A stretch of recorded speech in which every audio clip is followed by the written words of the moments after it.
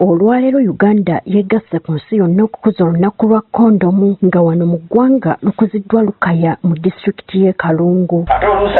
Omubaka wa pulezidenti mu disitulikiti y'e Kalungu Dr. Padde Kayondo ategeezezza nga Kalungu bw'ekyali waggulu mu kawuka nga kati bali ku bitundu 9.5. Ekitegeeza tukyali waggulu ne ku reeti y'eggwanga lyonna.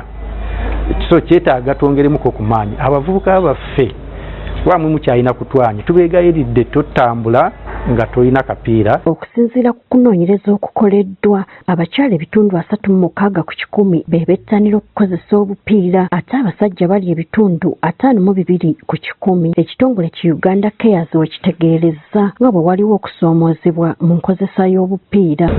Abantu 3,800 betwawulira abaliwo abafuna akawuka kano bandibadde tebakafuna singa bakozesezza akapiira kono.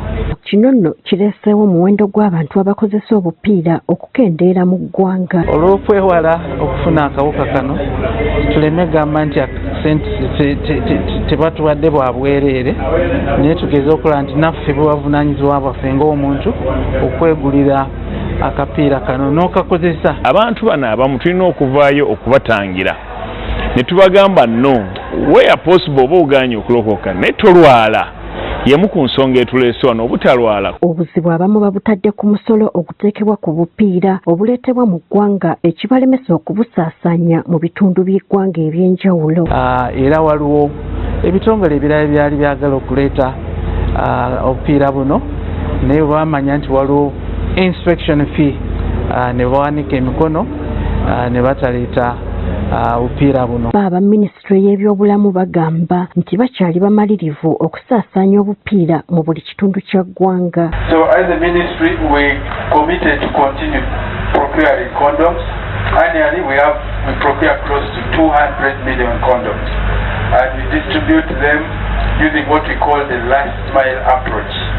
LMD ensures that condoms are delivered to the hotspot in your neighborhood. Twogeddeko n'abavubuka okutubuulira ekibalemesa okwambala obupiira abamu ne batutegeeza nga we buli obutono.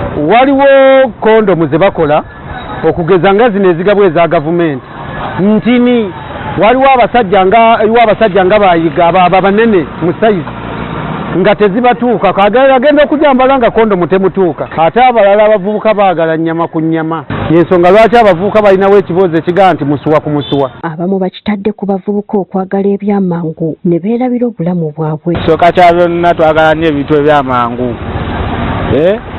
Nosanga omuntu mu ddakiika eyo n'oyogera naye ebigambo bibiri n'oyagala kiggweeraawo kibulaawo obulwadde bungi. Naye ng'okwambala kondomu kiba kirungi nnyo wetangira ebirwadde bingi. Kati ng'olunaku lw'enkya lw'abaagalana abavubuka bakubiriziddwa okubeera obulindaala eri akawuka ka siriimu. Kati ate abamu mugenda kucyakala muyiseewo kati n'olwekyo nga tunaava mu nnyumba beera ng'akawulu kagezi nti bwaba tanagenda mala kufumba kati naawe bweba tonafuluma nnyumba tukwegayidde tambula n'akapiira. Olunaku lwa kondomu lukuziddwa ku mulamu ogugamba nti just use it oba gikozese. Gertrude Mutyaba agafeeyo ku Spark.